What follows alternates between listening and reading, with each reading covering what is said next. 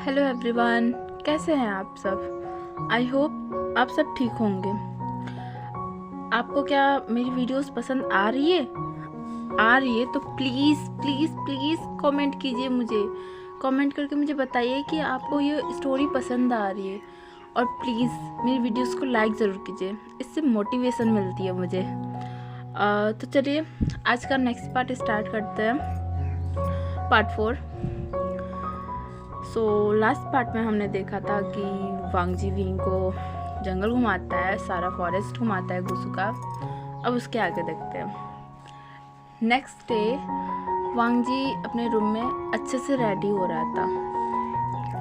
वो काफ़ी अच्छे से ड्रेस वेस पहनता है, ड्रेसअप होता है, बाल को अच्छे से सेट करता है और अच्छा खासा रेडी हो जाता है। तभी मतलब वो जब अपने रूम से बाहर निकलता है तो उसे सिचेन रोक लेते हैं और बोलते हैं, वांग जी तुम कहाँ जा रहे हो। सिचेन को देख के वांग जी रुक जाता है और फिर उनके तरफ मुड़ता है और बोलता है, ब्रदर मैं वुसियान से मिलने जा रहा हूँ। ये सुन के तो सिचेन थोड़ा सा टेंस हो जाते हैं और बोलते हैं, वांग जी तुम्हें याद भी है आज क्या है।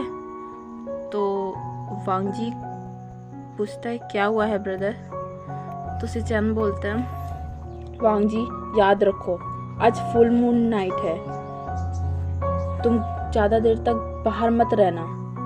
ये सुन के वांग जी थोड़ा सा मतलब शांत होता है और बोलता है, ब्रदर मुझे अच्छे से याद है और डोंट वरी, मैं टाइम पे घर आ जाऊंगा और मैं ज़्यादा देर तक बाहर नहीं रहूँगा।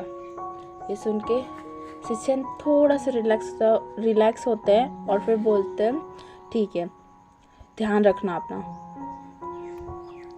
फिर उसके बाद वांग जी वहाँ से हाँ बोलता है उनको, फिर वहाँ से वो निकल जाता है। फिर वो स्माइल करते करते जा रहा था, मतलब वो पैदल ही जा रहा था, कोई बाइक नहीं लिया था। तो वो जा रहा था स्माइल करते हुए और अपने मन में बोलता है, विंग सच में बहुत अच्छा है, मैंने उसे जैसा सोचा था वैसा वो बिल्कुल नहीं है। वो सच में बहुत ज़्यादा अच्छा है, काइंड हार्टेड है, मैं सच में उससे बहुत ज़्यादा प्यार करने लगा हूँ। वो दिखने में भी हैंडसम है और उसकी हरकतें भी बहुत ही ज़्यादा अच्छी है। सच में वो मेरा पार्टनर बनने लायक है, वो बहुत ही ज़्यादा अच्छा है। फिर इसी तरह मन में उसकी तारीफ करते करते करते करते वो उसके घर की तरफ जा रहा था। तो उसके मतलब घर, वो जो कॉटेज था उसके मतलब पीछे के एरिया से वो आगे जा रहा था। तो उसी जगह पे ना विंग के रूम का खिड़की भी पड़ता है। तो वो ना जब ऐसे जा रहा था तभी वो एक आवाज़ सुनता है, यस बॉस। कोई फ़ोन पे बात कर रहा था और जब वांग जी उस तरफ देखता है तो वो विंग ही था। और वो वांग जी ना विंग को आवाज़ देने ही वाला था कि तभी उसने सोचा कि विंग को मैं सरप्राइज़ दूंगा, इसलिए ना वो खिड़की के पास ही खड़ा हो गया। तो जो विंग रहता है ना वो फ़ोन पे एक्चुअली अपने बॉस से बात कर रहा था, CEO वैन चाओ से वो बात कर रहा था।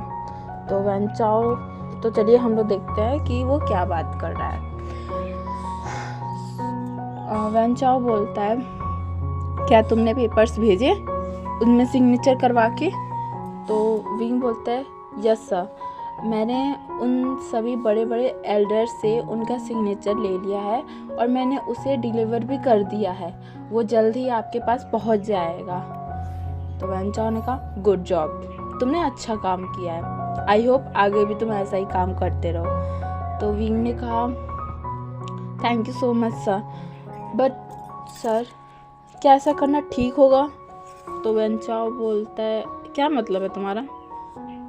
तो विंग बोलता है, सर ये जंगल सच में बहुत ज़्यादा खूबसूरत है, मैंने इस फॉरेस्ट को घूमा है काफ़ी अच्छे से और ये सच में रियल सब लोग जैसे बोलता है ना उससे भी कई गुना अच्छा ये जंगल है और इसमें बहुत सारे एनिमल्स भी रहते हैं। तो ये सब करना क्या ठीक होगा? मुझे नहीं लगता कि ये करना ठीक होगा। आई थिंक हम लोग को ये काम रोक देना चाहिए, इस प्रोजेक्ट को। तो वैन चाओ बोलता है, तुम ये क्या बकवास कर रहे हो, तुम्हें पता भी है ये ये प्रोजेक्ट हमारे कंपनी के लिए कितना ज़्यादा प्रॉफिट कमा सकता है, ये हमारे लिए बहुत ही ज़्यादा इम्पोर्टेंट प्रोजेक्ट है और तुम ऐसे कैसे मना कर सकते हो। तो विंग बोलता है सॉरी बॉस, बट मेरा जो मन कह रहा था मैंने आपको वो बता दिया, बट सच में बॉस आप मानिए मेरी बात, ये सच में एरिया बहुत ही ज़्यादा खूबसूरत है और अगर हमने इसके जंगल को काट दिया तो यहाँ के जो एनिमल्स है वो कहाँ जाएंगे, और ऊपर से ये यहाँ के लोग, उनका कैसे जो गुजारा होगा, वो सब कैसे रहेंगे। तो वेंचा बोलता है ये हमारा कोई मसला नहीं है, ये वो लोग जाने, हमारा काम है उस जंगल को काट के सड़क को बनाना, सिटी के लिए एक रोड निकालना, तो तुम उसमें मत ध्यान दो, तुम्हारा बस यही काम है कि तुम बस वहाँ के एरिया को अभी थोड़ा सा और जज करो, उसे और देखो जब तक ले मेरे आदमी वहाँ ना पहुँच जाए। तो फिर विंग पूछता है आपके आदमी कब आएंगे यहाँ पे, आपके लोग। तो वेंचा बोलता है जल्दी वो लोग पहुँच जाएंगे वहाँ, जब वो डॉक्यूमेंट्स मेरे पास पहुँच जाएंगे उसके बाद मैं अपने आदमी को यहाँ से भेज दूँगा ताकि वो वहाँ के जंगल का मेजरमेंट ले सके और अच्छे से उसे एग्जामिन भी कर सके। ये सुन के विंग बोलता है ठीक है बॉस, मैं वेट करूँगा। ऐसा बोल के फिर वो फ़ोन काट देता है विंग। और इधर ये सारी बातें लान वांगजी ने सुन लिया और उसके आंखों से आंसू इतनी ज़्यादा निकल रही थी ना, क्या ही बोलूँ। उसने अपने होठ पे, अपने मुंह पे अपना हाथ कस के एकदम दबा लिया था कि एक बूंद भी उसके रोने का वॉइस जो है ना वो विंग तक ना पहुँचे। वो इतना ज़्यादा ब्रोकन हो जाता है ना कि वो वहाँ एक बूंद भी टिकने के बारे में सोच नहीं सकता था। तभी उससे वॉइस आया, विंग बोल रहा था बॉस क्या ये ठीक होगा, क्योंकि मुझे तो नहीं लग रहा है। और वांग जी मैंने उससे झूठ बोला है, अगर उसे सच पता चला तो क्या ऐसा वो रिएक्ट करेगा। माना कि मैं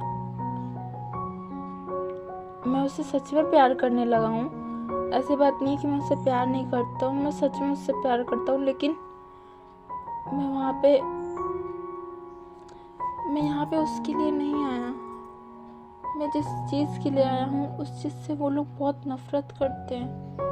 अगर उन लोग को पता चला मेरे बारे में तो क्या मुझसे भी वो लोग नफरत करेंगे। और ये सारी बातें ना वांग जी सुन रहा था। अब उससे एक बूंद भी रहा नहीं जाता है। वांग जी वहाँ से दौड़ के चला जाता है।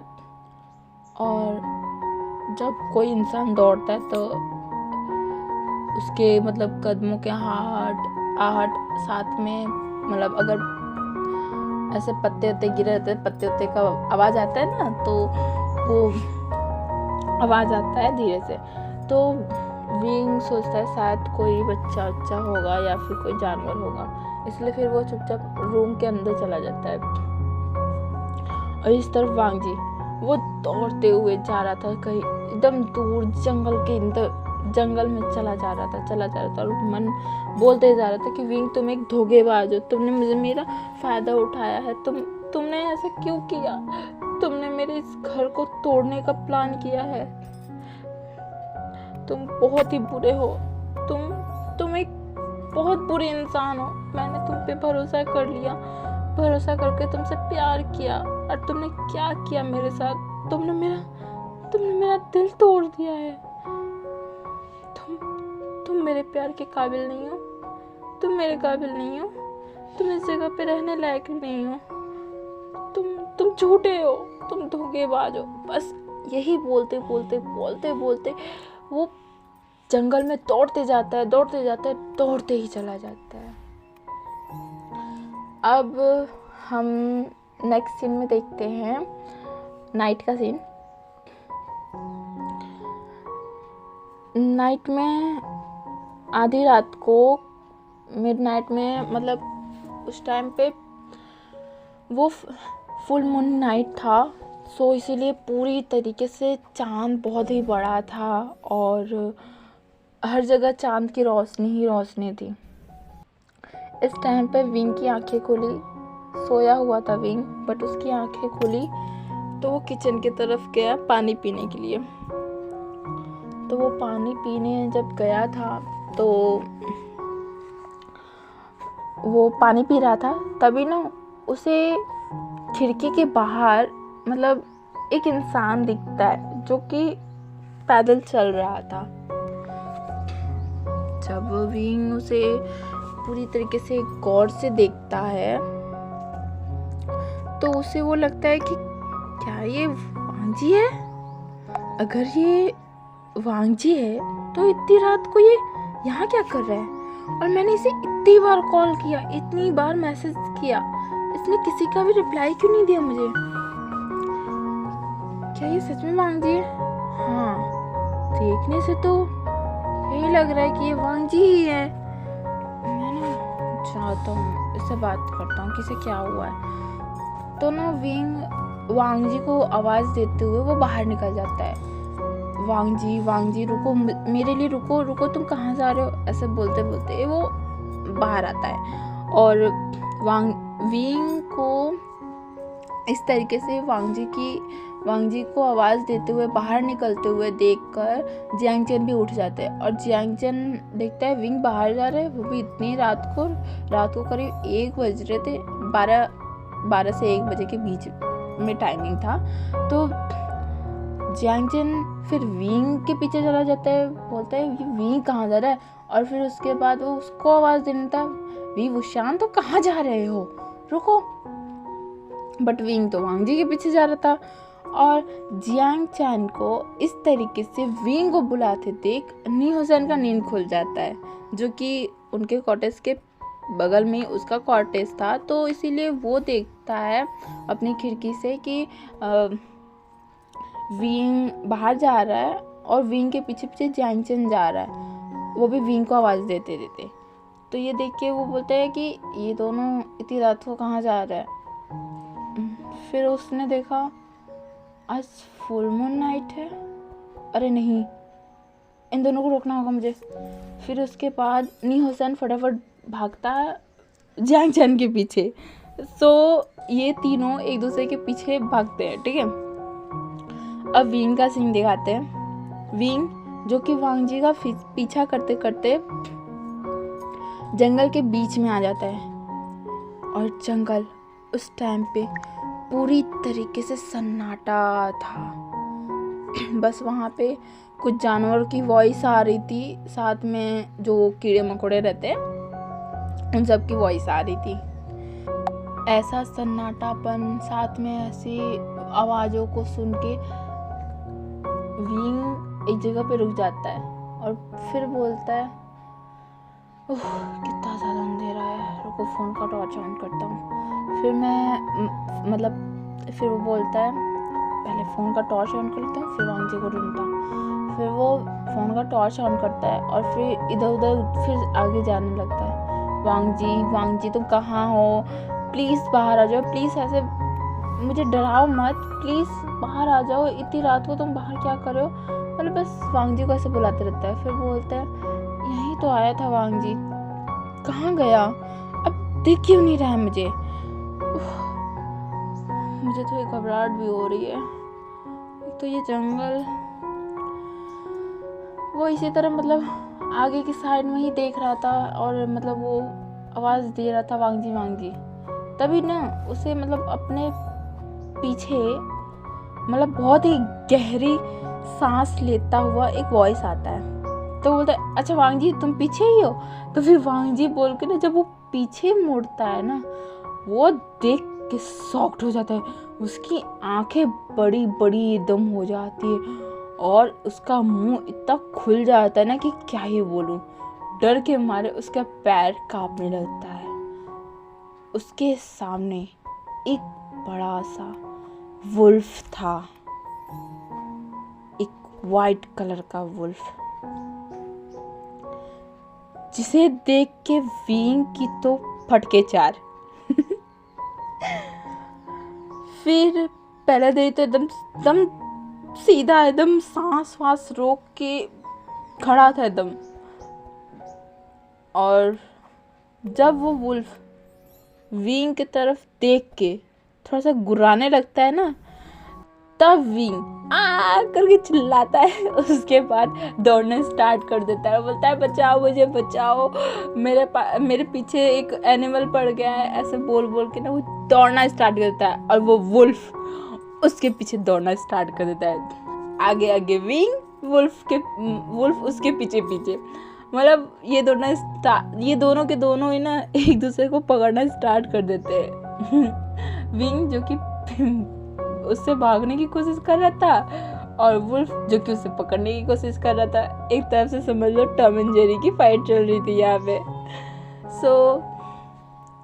जो विंग रहता है ना, वो ना क्या करता है, वो दौड़ते ना सामने, मतलब वो थोड़ा सा गिर भी जाता है, जिसके कारण से ना उसको थोड़ा सा चोट भी लग जाता है। बट फिर भी वो रुकता नहीं है, उठ के फिर से भागना स्टार्ट कर देता है। और वो ना भागते भागते थक जाता है, तो इसीलिए ना भागते भागते वो एक पेड़ पे चढ़ जाता है। और विंग की इतनी फूटी किस्मत थी कि वो पेड़ इतना पतला था ना वो डाल की, मतलब झुक के वो वापस नीचे ही आ रहा था। और विंग इतना डर रहा था ना कि उसकी हालत ही खराब हो गई थी। और वुल्फ उसके ही पास था, और वो मतलब उस पर झपट्टा मारने की कोशिश कर रहा था, उसे नीचे उतारने की कोशिश कर रहा था। और विंग वो बोल रहा था, ओ माय गॉड, इतना बड़ा डॉगी मेरे पीछे पड़ गया है, प्लीज गॉड मुझे बचा लो। डॉगी वर्ड सुन के वो वुल्फ 1 मिनट के लिए तो शांत हो गया और एक जगह खड़ा होके उसे घूरने लगा। मतलब वो वुल्फ भी अपने मन में सोच रहा है, ये क्या बात हुई, मैं एक डॉगी, इसने मुझे डॉगी से कंपेयर किया, इसकी इतनी हिम्मत। मतलब उसे देखने से यही लग रहा था कि वो यही सोच रहा है अपने मन में वो वुल्फ। फिर उसके बाद ना वो इतनी तेज घुर्राया ना कि उसका मतलब हाउल का जो वॉइस है ना, वो जियांगचन और निहोसेंग ने भी सुन लिया। और विंग इस आवाज से ना इतनी तेज चिल्लाया ना कि बचाओ मुझे बचाओ, ये डॉगी मुझे मार देगा। और ये अपने लिए एक वुल्फ ना सुन के एक डॉगी की बात, मतलब नाम सुन के ना वो इतना गुस्सा रहता ना वुल्फ, वो क्या करता है ना उसके ऊपर ना इतनी जोर से झपट्टा मारता है ना कि विंग तो डर ही जाता है। और ना वो उसे तो नहीं मार पाता है, पर पता है वो जो वुल्फ रहता है ना विंग के बम को काट कर लेता है, मतलब उसे काट लेता है इतनी जोर से ना कि क्या ही बोलो। और विंग इतनी जोर से चिल्लाता है ना कि मतलब समझ लो पूरे पंछी तो उड़ गए होंगे जंगल के। और जियांगचन और निहोसेंग दोनों दौड़ के उस दिशा में आते हैं। और जब वो वुल्फ को एहसास होता है कि कोई आ रहा है तो वो उसे छोड़ देता है, फिर उसे घूर के देखता है और थोड़ा सा घुर्राता है, फिर वहां से दौड़ के चला जाता है। और इस तरफ विंग रोते जा रहा था, चिल्लाते जा रहा था, मतलब उसकी हालत एकदम खराब हो गई थी। ब्लड उसके बैक साइड से ब्लड बहुत ज़्यादा गिर रहा था, बहुत ही ज़्यादा ब्लडेड हो गया था हर जगह।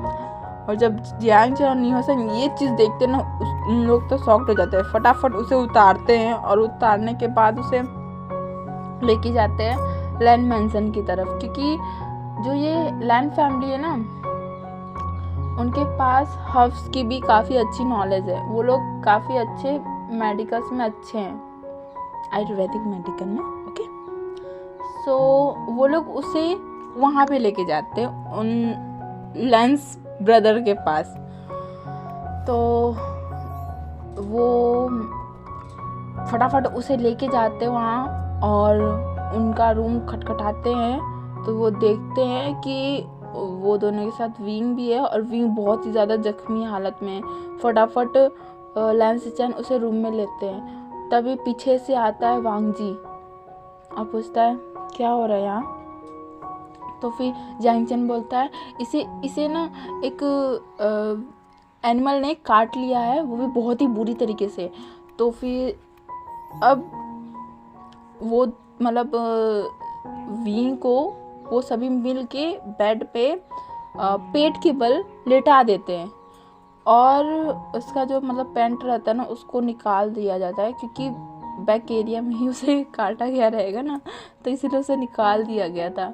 और उसकी हालत देख के वो सब के सब मतलब क्या ही बोले, उन लोग को ना अजीब ही फील हो रहा था। मतलब इतनी बुरी तरीके से वो वुल्फ काटा था ना उसे, क्या ही बोलूँ मैं, बहुत ही बुरी तरीके से उस वुल्फ ने उसे काटा था। और बोला जैंग नहीं हसैन ने बोला, ओ नो ब्रदर वे, आपका तो ये चीज़ गया बुरी तरीके से, बहुत ही बुरा हुआ आपके साथ, मुझे आपके लिए बहुत ही बुरा फील हो रहा है बेचारे।